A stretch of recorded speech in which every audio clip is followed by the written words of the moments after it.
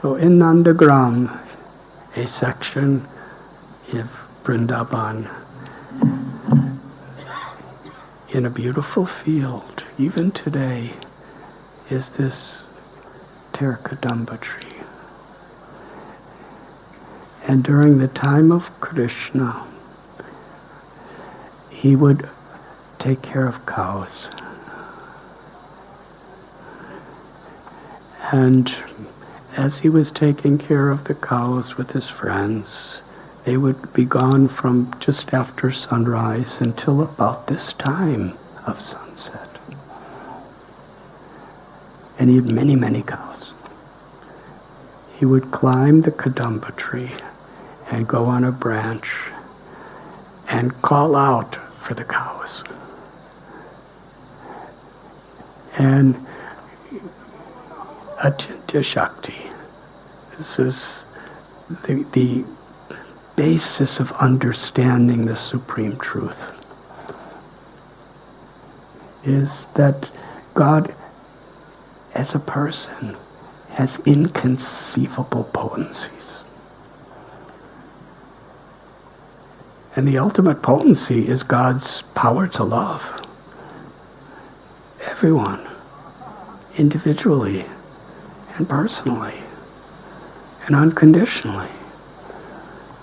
And we have a choice to whatever extent we're willing to reciprocate and receive and experience that love.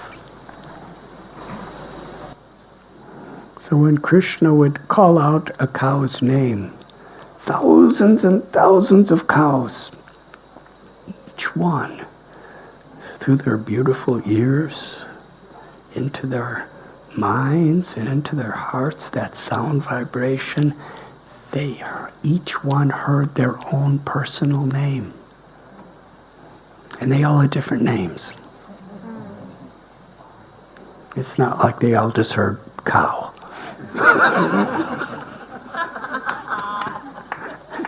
Each cow had a name. And each one cow was thinking, Krishna's, out of all the countless cows, Krishna's calling only me. And the cow was not like proud, like I'm better than all other cows. Because in matters of love, when we feel something very special, we're humbled by that. We're not arrogant about that.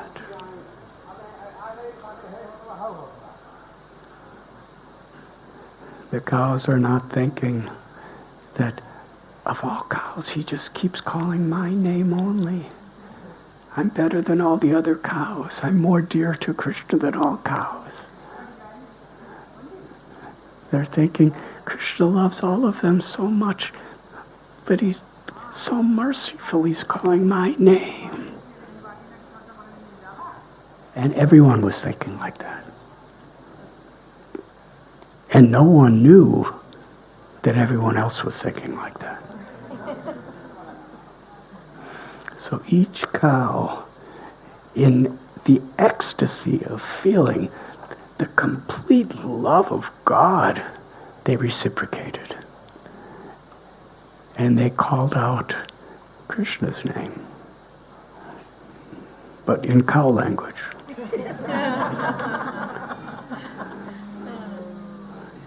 Everyone, please.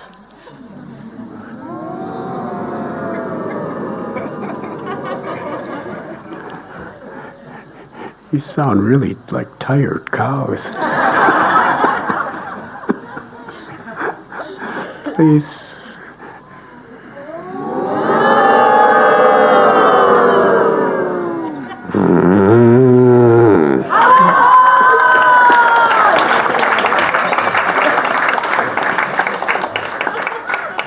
Something like that.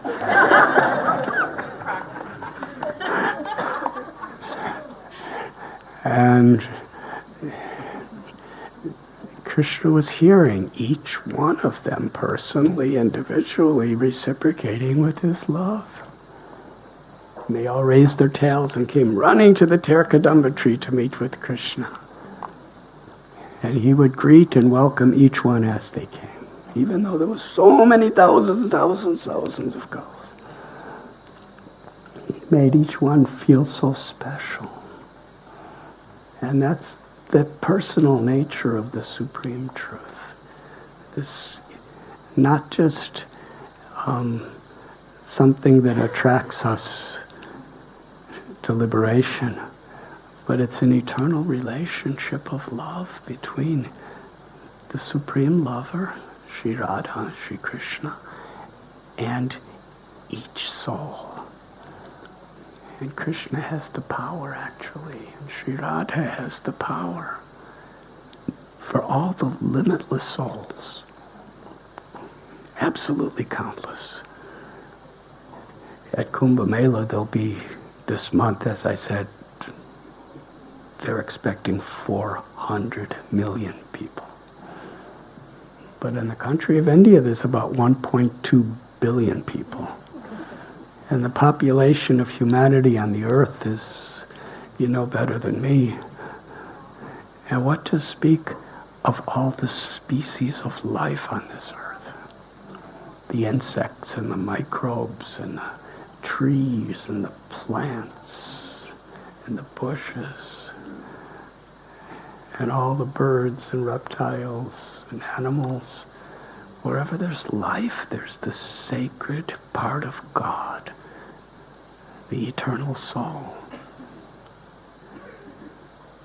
And Krishna has the capacity, God has the capacity to individually, intimately, and personally reciprocate with everyone. Yada yada hi dharmasya glanir bhavati bharata abhyutanam dharmasya tadatmanam shrijamyam. And that supreme truth incarnates again and again and again through various avatars, incarnations, through various religions, to invite us back, to open our hearts, open our minds, to be a part of that lila, of the pastimes of that love. And to receive and reciprocate. And that is that's the essence of Dharma, the essence of religion, the essence of yoga, of spirituality, is to open our hearts, to be willing to strive to live in that pure harmony with our true spiritual nature, which harmonizes us with the nature of this world as well.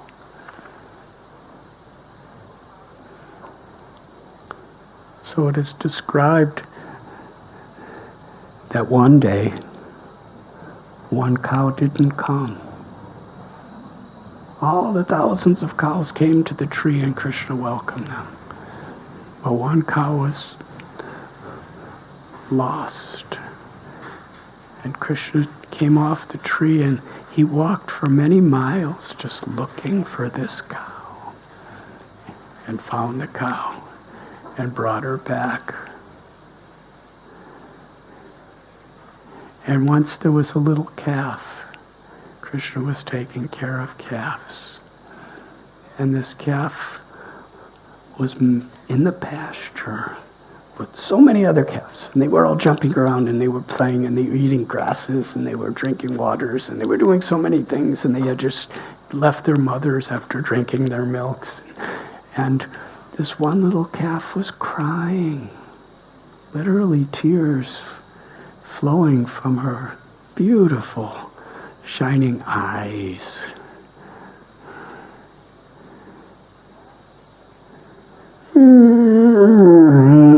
She was crying.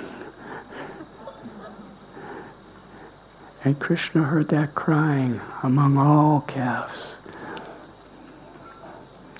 And he ran up to that little calf and and embraced her.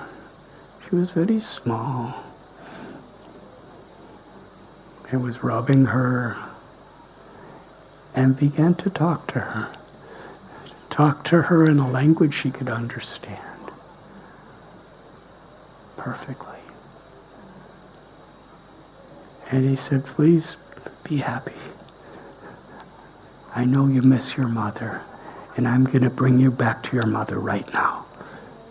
We'll go back to your mother. Just be happy. And the cow started jumping and dancing happily. Happily ever after, actually.